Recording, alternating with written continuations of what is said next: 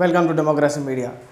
కాకినాడ రంగరాయ కాలేజీలో విద్యార్థులపై సిబ్బంది లైంగిక వేధింపులు. కాకినాడలోని రంగరాయ వైద్య కళాశాలలో విద్యార్థులపై కొందరు సిబ్బంది లైంగికంగా వేధింపులకు పాల్పడుతున్నారు.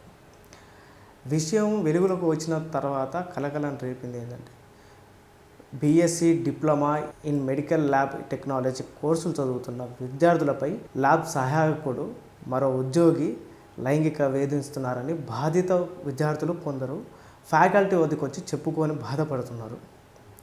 ఇదే విషయమై ప్రిన్సిపాల్కు తెలిసిన తర్వాత ప్రిన్సిపాల్ ఫిర్యాదు మేరకు ఆయన తీవ్రంగా పరిగణించిన అంతర్గత కమిటీ ద్వారా విచారణ చేయించారు.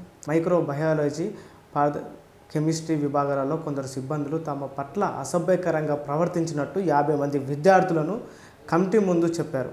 ఈ కమిటీ నివేదిక సమర్పించాల్సి ఉంది.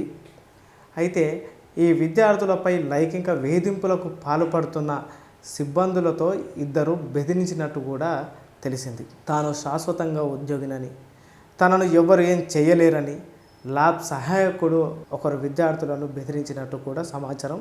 అంతేకాదు, కొందరు ల్యాబ్ అసిస్టెంట్ విధులకు మద్యం తాగి వస్తున్నారని కూడా కమిటీ తెలిపింది. అయితే తాము ఎవరి పట్ల అసభ్యంగా ప్రవర్తించలేదని విచారణలో ఆరోపణలు ఎదుర్కొంటున్న సిబ్బంది చెప్పినట్టు తెలుస్తుంది. వేధింపుల వ్యవహారం నిజమేనని విచారణ జరిపినామని, ఇందుకు సంబంధించిన నివేదిక రావాల్సి ఉందని ప్రిన్సిపాల్ డాక్టర్ విష్ణువర్ధన్ చెప్పారు. అయితే ఆరోపణలు నిజమేనని తేలితే కఠిన చర్యలు తప్పవని కూడా అక్కడున్న ప్రిన్సిపాల్ గారు చెప్పారు.